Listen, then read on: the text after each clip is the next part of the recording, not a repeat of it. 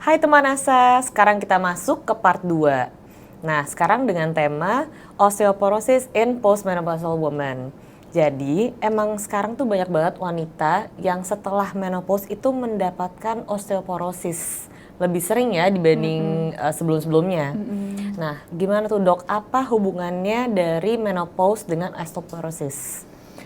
Oke, jadi hubungannya balik lagi ke seks hormon, balik lagi ke estrogen.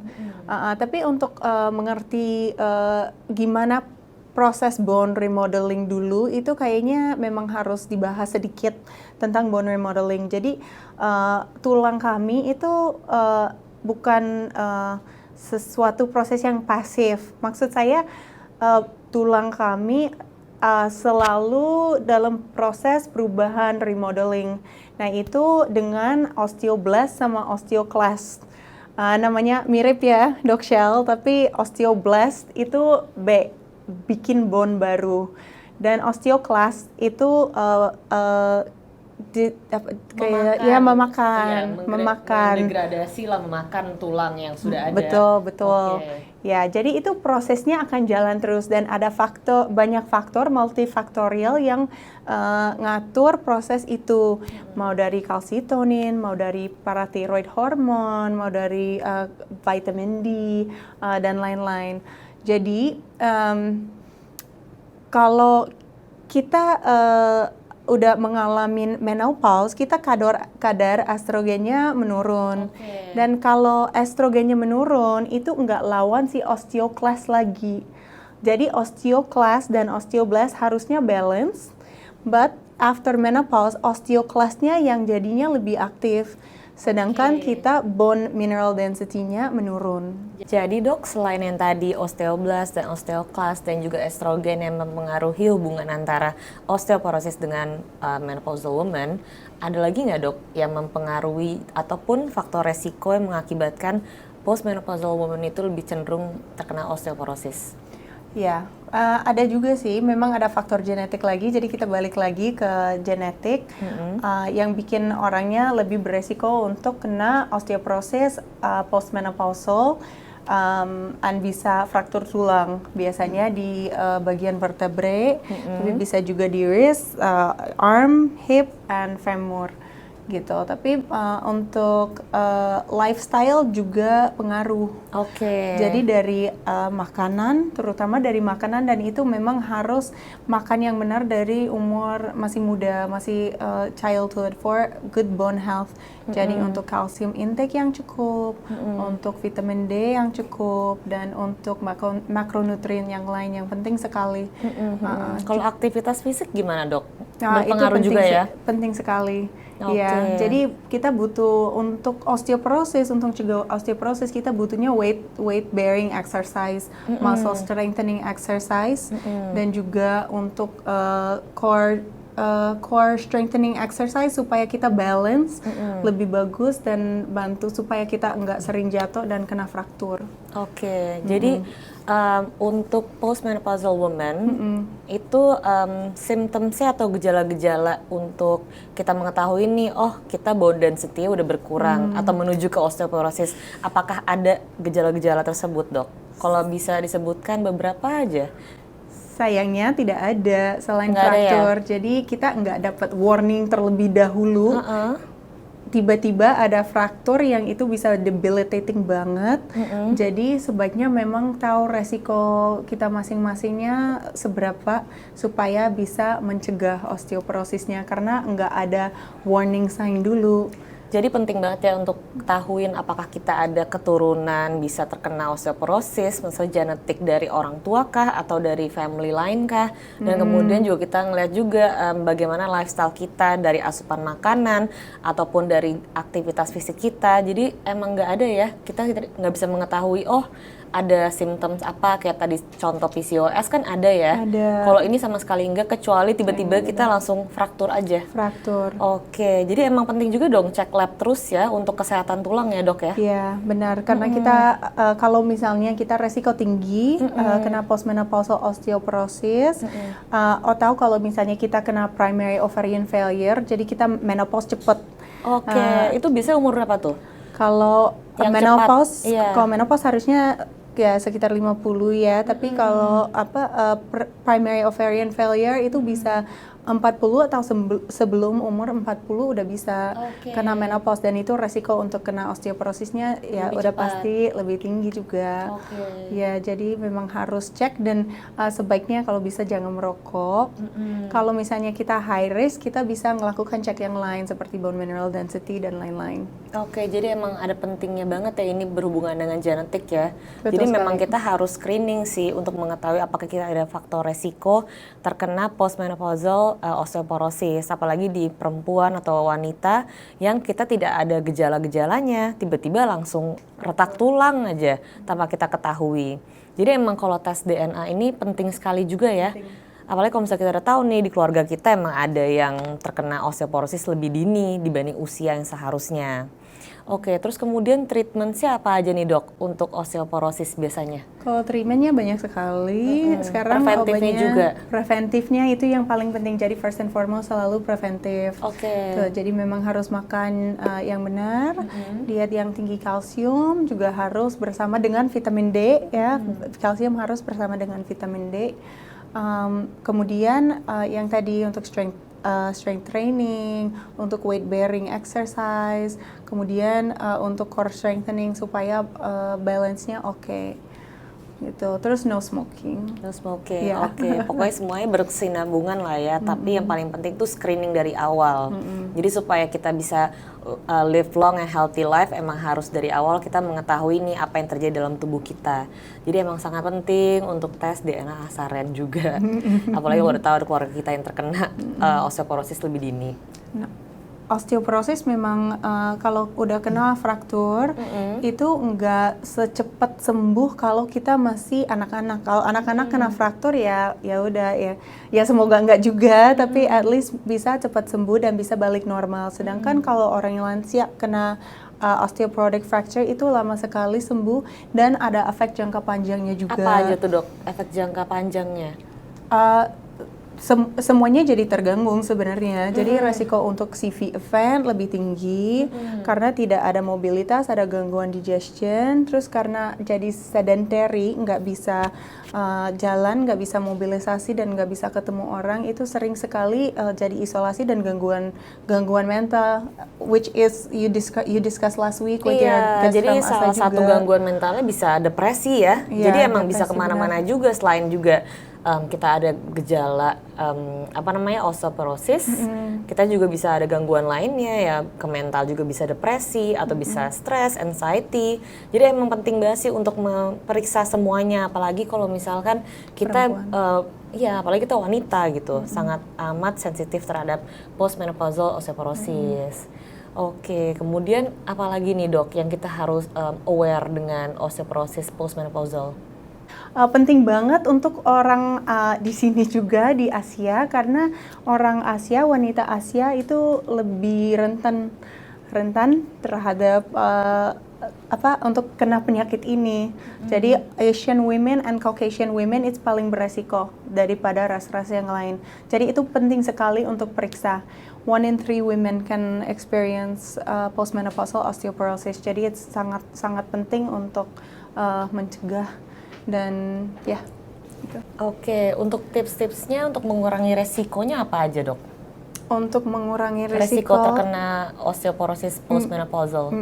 Tadi sebenarnya udah, tapi kalau boleh tambah sedikit itu untuk balancing hormonnya. Jadi kalau misalnya kita memang udah postmenopausal, itu sebaiknya periksa ke dokter, atau kalau bisa sebelum menopausal, kalau udah mulai ada gejala menstrual irregularities atau dengan kulitnya lebih kering atau simptom-simptom gangguan hormonal yang lain, itu sebaiknya periksa aja ke dokter dan lihat apakah ada terapi hormon yang akan cocok buat for you.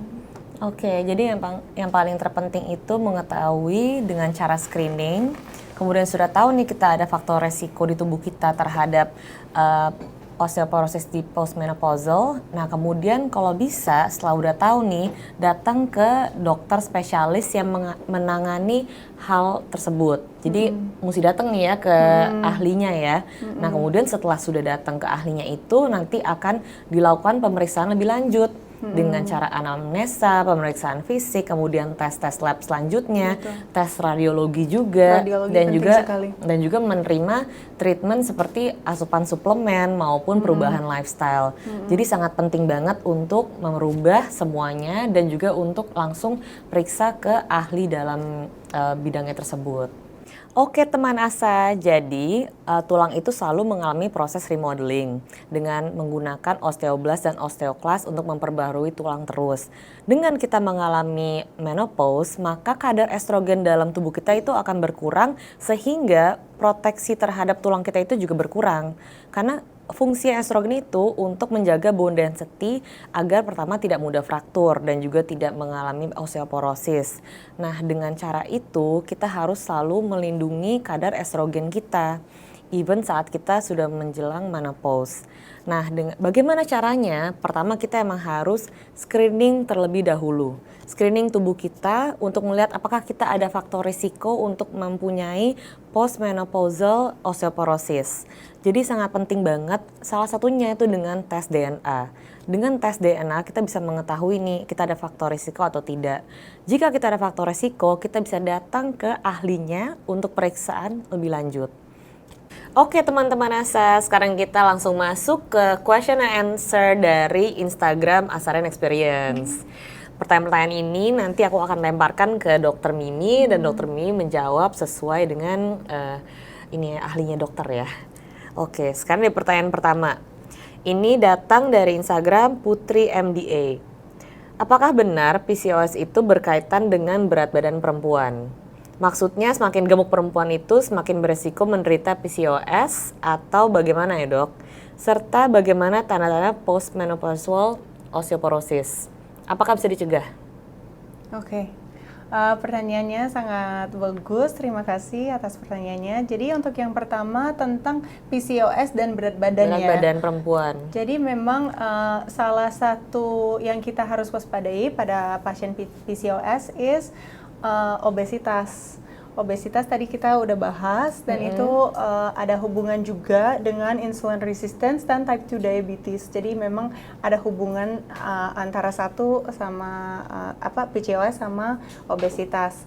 Tapi yang kayaknya yang Ibu Putri tanya itu apakah kalau kita lebih berat, lebih gemuk, itu lebih beresiko untuk kena PCOS. Dan sepertinya jawabannya yes. We are at more risk. Why is that? Because our fat cells also produce estrogen, which will give this negative feedback to the brain that tells us to stop sending out FSH sama nanti akan dikeluarin luteinizing hormone, and itu bikin proses ovulasinya terganggu.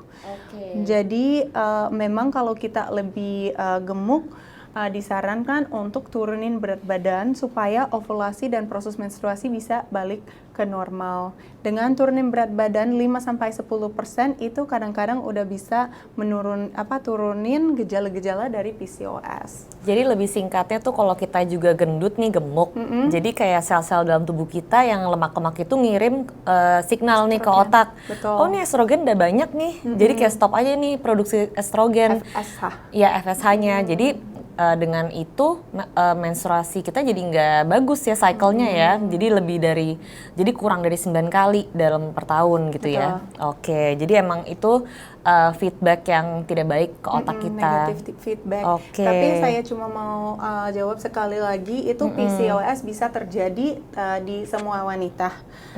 Mau yang kurus, gemuk, mau kurus, mau tinggi, mau pendek, itu semua wanita bisa kena kalau memang ada faktor genetiknya dan masalah di endokrinnya. Ya. Oke. Tadi juga pertanyaan nih dari Putri untuk bagaimana tanda-tanda postmenopausal osteoporosis. Kayaknya tadi udah terjawab juga. Jadi itu memang tidak ada gejala, tapi fraktur itu yang harus khawatir dan itu harus dicegah adalah fraktur karena itu bisa bikin disability yang luar biasa for lansia. Dan efek lainnya juga dari fraktur itu bisa ke depresi, Betul anxiety, sekali. stres, jadi kemana-mana juga, kardiovaskular juga, ke jantung. Jadi memang harus dicegah secara keseluruhan ya. Betul sekali. Oke, sekarang kita pertanyaan kedua dari pertanyaan di Instagram ya. Ini dari Febri Kristalago. Apakah benar bahwa PCOS bisa hilang saat hamil? Sedangkan faktanya kebanyakan pasien dengan PCOS justru sulit untuk hamil. Serta bagaimana tips untuk mengendalikan PCOS? Jadi karena ini PCOS adalah kondisi kronis, jadi nggak akan hilang, tapi bisa terkontrol saja. Tapi memang benar itu PCOS bikin lebih sulit untuk menjadi hamil karena ovulasinya jadi kurang dari 12 kali per tahun yang kita lihat di fisiologis yang normal dalam wanita yang tidak ada PCOS itu ovulasinya lebih sedikit, jadi memang lebih sulit untuk jadi hamil tapi masih bisa hamil. Jadi menstruasinya nggak 12 kali ya dalam setahun ya kalau misalnya dengan PCOS. Betul. Tapi tips untuk mengendalikannya bagaimana? Untuk Mengendalikan PCOS. Jadi ya balik lagi ke lifestyle itu penting sekali. Kalau misalnya memang berat badannya berlebihan itu bisa diturunin dengan olahraga dan diet yang benar. Terus don't smoke, jangan merokok, ya batasin minuman yang beralkohol. Oke, jadi intinya itu kita dari awal emang harus tahu juga ya kita apa ada keturunan atau enggak PCOS. Yes. Screening terlebih dini, jadi supaya bisa mengubah semua lifestyle dan juga kita bisa memulai treatment dari awal ya. Yes, betul. Oke, sekarang pertanyaan dari yang ketiga dari pertanyaan Instagram dari Maria Regina _Ina. Adakah hubungan PCOS dengan diabetes dan rokok mentol? Jika iya, seperti apa hubungannya? Dan rokok apa? Mentol. Oh, mentol. Iya. Oh, iya. Ada hubungannya nggak, Oke. Dok? Kalau PCOS jelas ada hubungan dengan diabetes mellitus karena bikin insulin resistance, jadi lebih gampang untuk kena diabetes ya. Dan kalau misalnya seseorang kena PCOS itu resiko untuk menjadi metabolic syndrome, yaitu abdominal obesity, hypertension, dyslipidemia dan lain-lain itu meningkat. Smoking can exacerbate the symptoms of metabolic syndrome. Jadi memang disarankan jangan merokok kalau kena PCOS, metabolic syndrome, atau kalau misalnya sehat juga harusnya jangan merokok karena nggak sehat. Jadi mau mentol atau enggak tetap aja pengaruh ya, Dok ya? Untuk mentolnya aku nggak tahu sih, Nggak tapi tahu ya. yang Oke. jelas, Pokoknya semua smoking tipe merokok ya. Yes. Oke. Mau kretek, Mau mentol, apa pokoknya stop merokok. Stop merokok. Oke, baik Dok. Kemudian pertanyaan nomor 4 dari Ignatius _Pandu _Setiawan. Saya seorang pria, tapi ada hal menarik yang selalu ingin saya ketahui. Apa saja penyebab infertilitas pada perempuan, serta adakah tanda-tanda dari gejala yang harus kita waspadai? Bagaimana, Dok? Sudah. Oke, jadi penyebab infertilitas pada wanita memang banyak. Jadi semua yang bikin gangguan dengan ovulasi akan bikin lebih sulit untuk menjadi hamil. Oke. Yeah, so it can be whether it's PCOS or another hormonal disorder like hyperthyroid, hypothyroid itu juga bisa. Jadi ada beberapa yang bisa, dan juga kalau masalah anatomis itu juga bisa bikin infertilitas. Tapi sepertinya harus diingat juga itu infertilitas bukan cuman dari wanita, tapi laki juga. Jadi 50% kasus infertilitas karena memang ada infertilitas di lakinya. Jadi ya itu. Jadi tanda-tanda atau gejala yang harus diwaspadai itu ya sebenarnya ya. Menstrual irregularities iya, tapi ada gejala-gejala yang lain yang memang wanita sendiri lebih aware tentang badannya mereka. Kalau untuk Bapak Ignatius, kalau secara dari dietnya kayaknya akan susah ya. Karena nggak bisa lihat. Tapi kalau wanita mengalami gangguan dengan mens, atau gangguan dengan hormon yang lain seperti acne, facial hair loss, itu ya sebaiknya periksa aja. Jadi lebih baik kalau berpasangan itu dua-duanya periksa ya. Betul sekali. Jadi screening. Iya, jadi dua-duanya screening dua-duanya. Iya, Jadi betul. lebih baik lagi kalau dua-duanya misalkan pasangan itu tes DNA bersama-sama, Betul ya kan? sekali. Jadi bisa lihat juga apakah ada gangguan infertilitas pada misalkan pihak perempuan ataupun pihak lakinya gitu. Iya. Oke, tadi ngebahas tentang infertilitas pada perempuan. Jadi sebenarnya infertilitas pada pria itu juga cukup harus diperhatikan ya. Iya, betul. Jadi apabila ada pasangan yang periksa mau melihat apakah infertilitas mereka itu baik atau tidak, jangan diberatkan semua ke perempuan gitu ya. Betul sekali. Karena memang all of the burden goes to the woman. Sedangkan maybe 1/3 of the fertility deals with the woman's issues, tapi sepertiga itu juga di laki, dan sepertiganya lagi maybe some other factors gitu.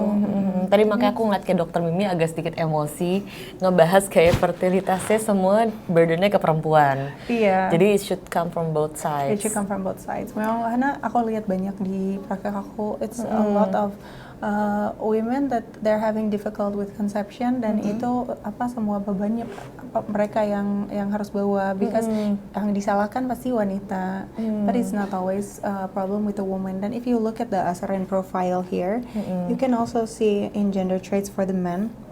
Ini juga ada male infertility di sini, right? And it's harus periksa juga di lakinya untuk spermanya bagaimana, terus dia juga harus ada lifestyle change juga.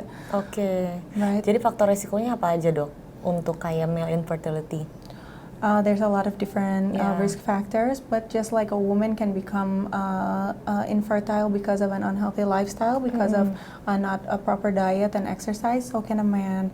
Also from smoking or other unhealthy lifestyle habits like drinking too much alcohol, those can all affect your sperm count and quality.